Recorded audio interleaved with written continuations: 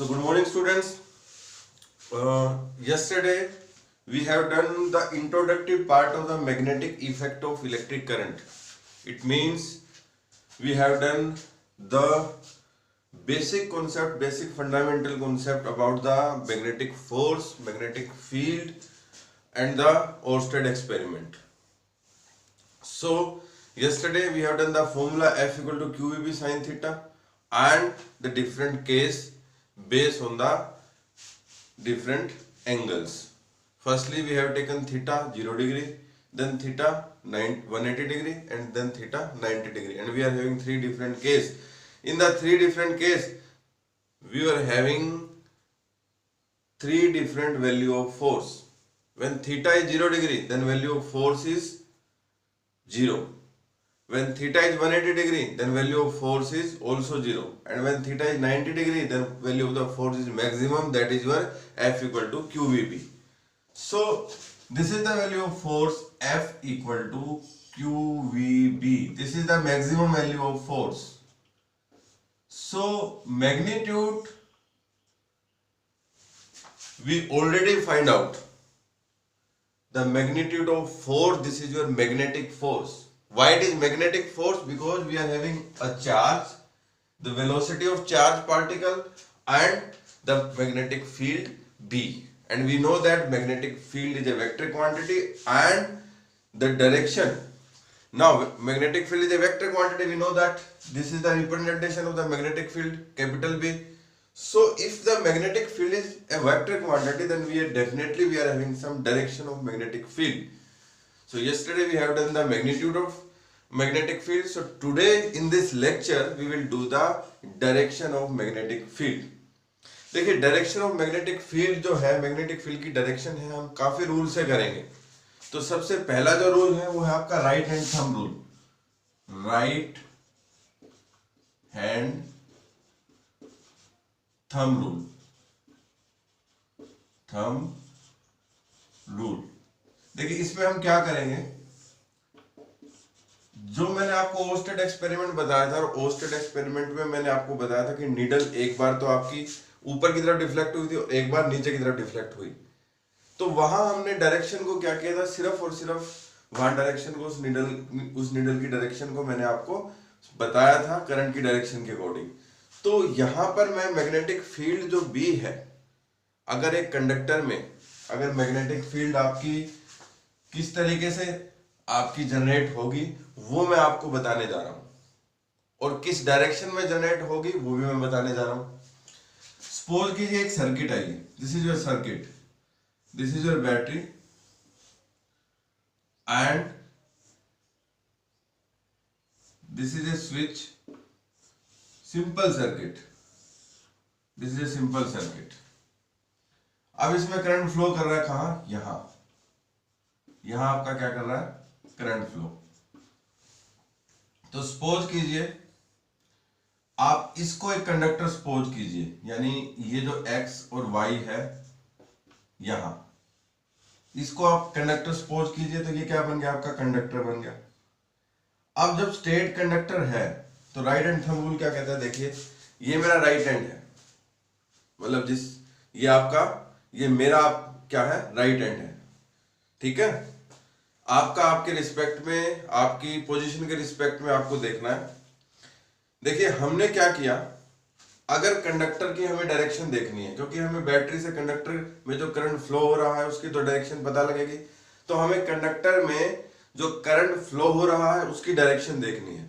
Suppose कीजिए direction उसके ऊपर की तरफ है, इसमें डायरेक्शन की, अगर हमने XY कंडक्टर लिया तो इसमें करंट की डायरेक्शन कहाँ है, ऊपर की तरफ, क्योंकि आपका जो करंट है ये पॉजिटिव आपका, ये नेगेटिव, ये पॉजिटिव, ये नेगेटिव. करंट आपका पॉजिटिव से नेगेटिव की तरफ आपका डायरेक्शन आपको पता है कि करंट की डायरेक्शन पॉजिटिव से नेगेटिव होती है.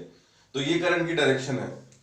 तो आप क्या कीजिए, hold your right hand in the direction of current, इस तरीके से. देखिए दोबारा देख लीजिए, ये आपके करंट कंडक्टर, इसकी करंट की डायरेक्शन है, ये आपकी करंट की डायरेक्शन है. तो राइट हैंड है उसको होल्ड करना है इस डायरेक्शन में. किस तरीके से कि थंब जो है आपका पॉइंट करेगा डायरेक्शन किसकी, करंट की, और जो ये फिंगर्स आपने होल्ड की हैं ये डायरेक्शन किसकी प्रिडिक्ट करेगी, मैग्नेटिक फील्ड की। और फिंगर कैसे होल्ड की है, ऐसे होल्ड की है, इसका मतलब मैग्नेटिक फील्ड कैसे जाएगा, सर्कुलर। इस कंडक्टर के चारों तरफ मैग्नेटिक फील्ड क्या होगा, सर्कुलर। सो दोबारा से बता देता हूं, hold your right hand in this way or in such a way that thumb will point the direction of current and folding finger that will point the direction of magnetic field. So this is the rule of for giving the direction of magnetic field and this is called right hand thumb rule. तो देखिए हम इसको, देखिए ये आपकी direction थी, ये conductor है आपका और आपकी ये मैग्नेटिक फील्ड हो गई। ये कंडक्टर था, ये मैग्नेटिक फील्ड। सपोज कीजिए कि आपका ये कंडक्टर है, उसके चारों तरफ क्या है, मैग्नेटिक फील्ड। तो आपका अपवर्ड डायरेक्शन में है, करंट क्या है, अपवर्ड डायरेक्शन में। यहां से करंट की डायरेक्शन क्या है, अपवर्ड डायरेक्शन करंट की। तो मैग्नेटिक फील्ड कैसे आएंगे, अगर आपका ये अपवर्ड डायरेक्शन में, तो ऐसे आएंगे, मतलब एंटी क्लॉकवाइज।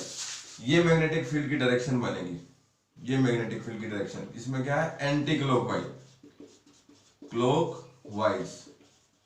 तो आपको लिखनी पड़ेगी कि if we are having the direction of electric current is upward, that is as shown in figure, then the direction of the magnetic field is anti clockwise. मतलब ये डायरेक्शन किसकी है, आई करंट की। ये डायरेक्शन किसकी है, आपकी magnetic field B की, और बी क्या आएगा, आपका वेक्टर क्वांटिटी है। तो this is about the right hand thumb rule.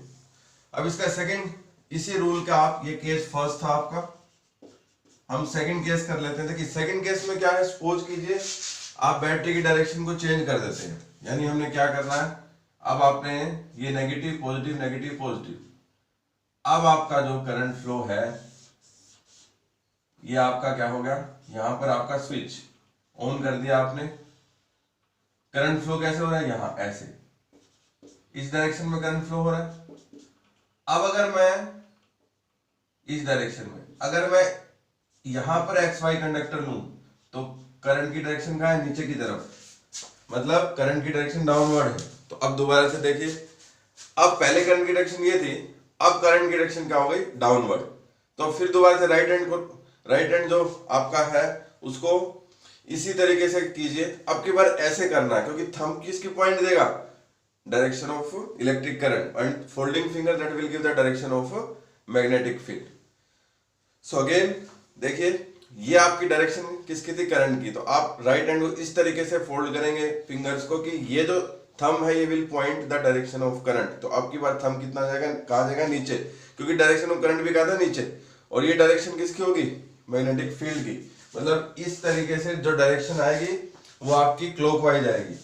देखिए ये आपका क्या था, कंडक्टर था जिसमें आई करंट फ्लो कर रहा था, और आपकी बार आई की डायरेक्शन क्या थी, डाउनवर्ड। तो आपकी फील्ड की डायरेक्शन कैसे, यहां पर फील्ड की डायरेक्शन इस तरीके से थी, अब इससे अपोजिट, यानी अब की बार फील्ड की डायरेक्शन ऐसे, मतलब इस तरीके से आएगी, और ये क्या होती है, क्लॉकवाइज। तो फील्ड की डायरेक्शन क्या होगी, मैग्नेटिक फील्ड की, clockwise. So this is the right hand thumb rule. We are having two cases. This is first case and this is second case. In both the cases, we are predicting the direction of magnetic field if we know the direction of electric current. So in both the cases, with the help of battery and circuit, we know the direction of electric current, and with the help of direction of electric current, we find out the direction of magnetic field. Okay.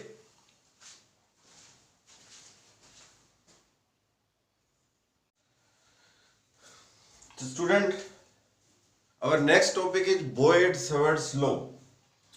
देखिए इस law को समझने से पहले सबसे most important आपकी बात क्या है कि मैग्नेटिक जो फील्ड है इसकी डायरेक्शन हम राइट हैंड थंब रूल से पढ़ चुके हैं। अब देखिए इलेक्ट्रोस्टैटिक की बात करता हूं मैं। इलेक्ट्रोस्टैटिक में हमने एक चार्ज पार्टिकल जो था वो रिस्पॉन्सिबल किसके लिए था, आपका अट्रैक्शन और रिपल्शन के लिए। करंट इलेक्ट्रिसिटी में जो आपका चार्ज पार्टिकल था वो आपका इलेक्ट्रिक करंट के लिए रिस्पॉन्सिबल था। मतलब चार्ज पार्टिकल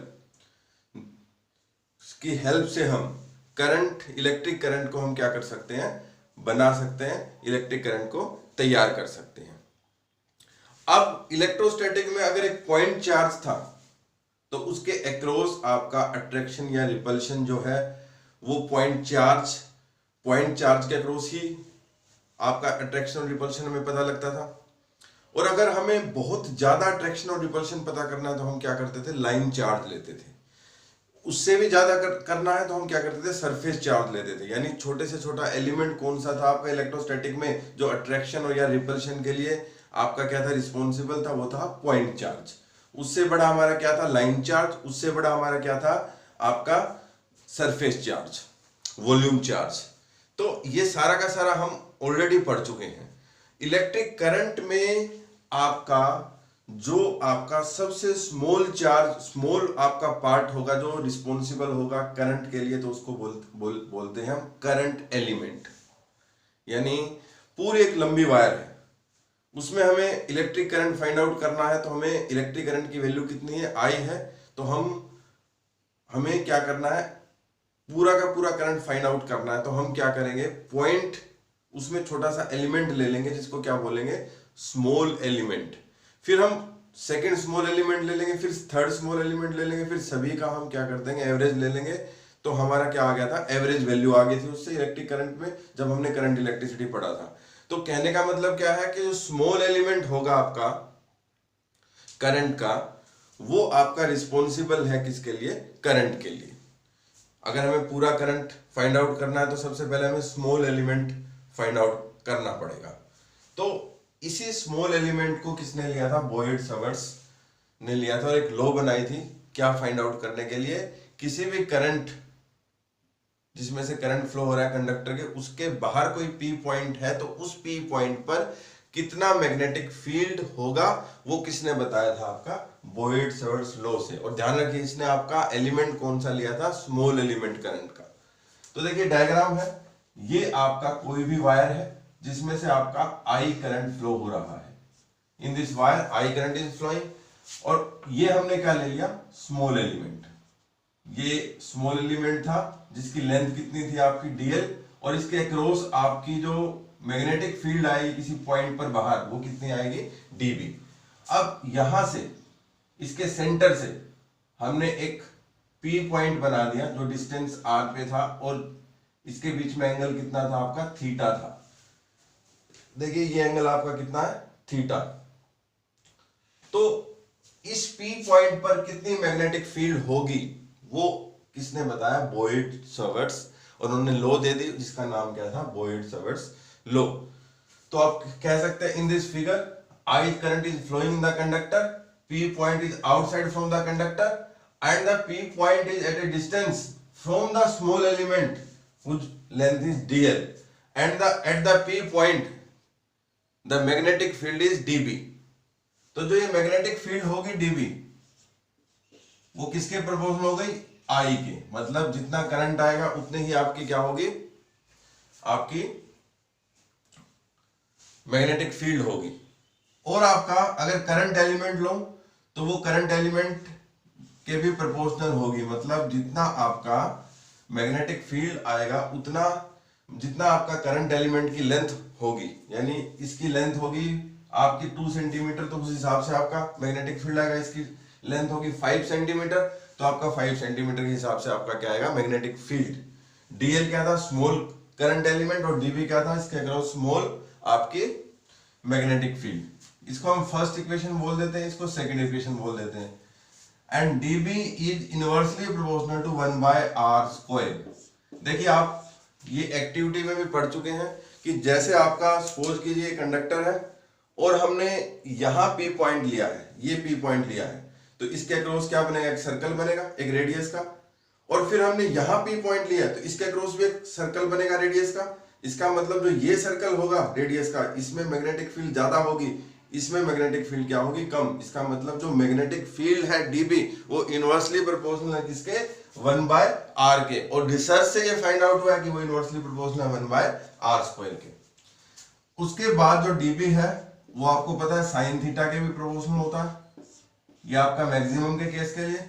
अब कर लीजिए combining equation first, second, third and fourth. Combining equation first, second, third and fourth, इन सबको कंबाइन कर लीजिए। तो जो dB होगा वो डायरेक्टली प्रोपोर्शनल किसके होगा, I dl sine theta divide by are square.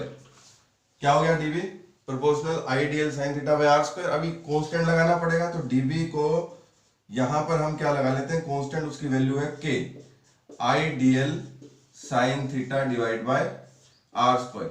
अब ध्यान रखिए, जब आपने कूलम्स लॉ पढ़ा था, जब इलेक्ट्रोस्टैटिक में कूलम्स लॉ पढ़ा था, तो k f की वैल्यू क्या थी, proportional to q1 q2 by are square, और आपने f equal to 1/4 pi epsilon लगाया था। एप्सिलॉन क्या थी, परमिटिविटी।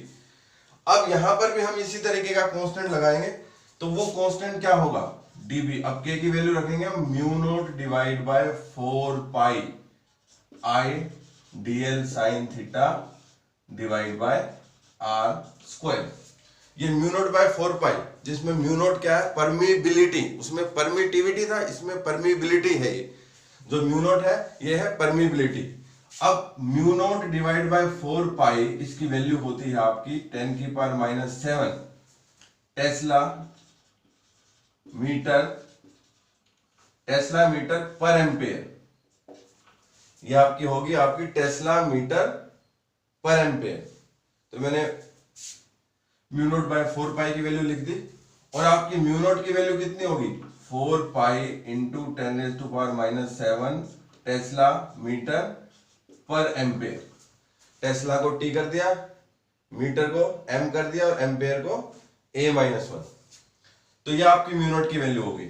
तो यहां से आपकी dB की वैल्यू अगेन कितनी आ गई आपकी, mu naught divide by 4 pi I dl sine theta divide by are square. So this is the value of dB। अभी dB का सिर्फ क्या है, मैग्नीट्यूड। ठीक है। अब जो ये म्यू नॉट है, ये आपकी परमिबिलिटी है किसकी, फ्री स्पेस की। मीडियम के लिए भी हम करेंगे, वो आपकी डिफरेंट वैल्यू आएगी। जिस तरह जैसे आपने डाइलेक्ट्रिक कांस्टेंट को डिफाइन किया था, तो इसमें भी हम इसी तरीके की किसी चीज को डिफाइन करेंगे। तो ये आपकी परमिबिलिटी किसकी है, फ्री स्पेस की। ठीक है। अब हम करते हैं नेक्स्ट, इसको और एक्सटेंड करेंगे इस लॉ को। पहले इसका वेक्टर फॉर्म करेंगे।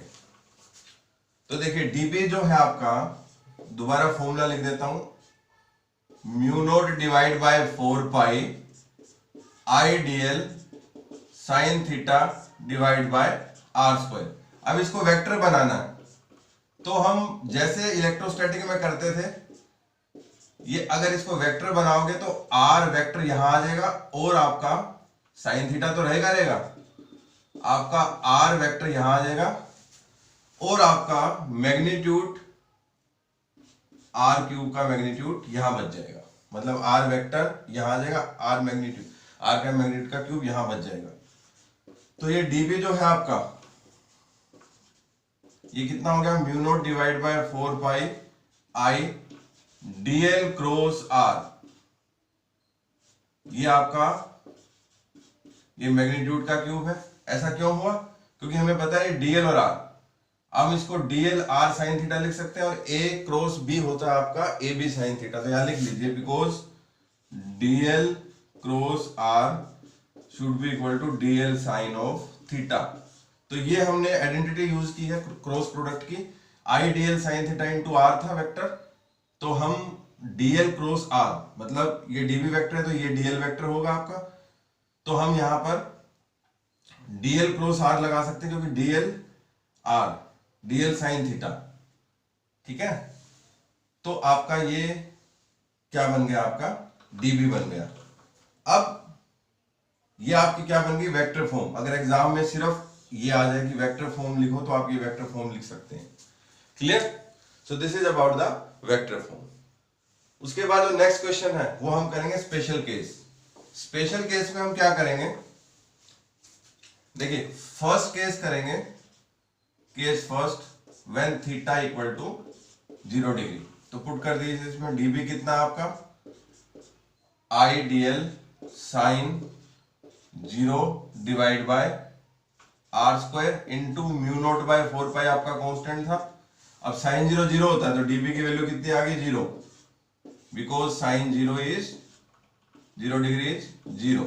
ये फर्स्ट केस हो गया। सेकंड केस क्या है आपका? सेकंड केस में हम थीटा को 180 डिग्री पुट करेंगे तो dB कितना हो गया आपका mu naught divide by 4 pi IDL sine 180 degree divide by are square. अब 180 भी 0 होता है तो dB की वैल्यू कितनी आ गई 0। यहां लिख लीजिए साइन 180 कितना हो गया आपका 0। साइन 180 डिग्री कितना हो गया आपका 0।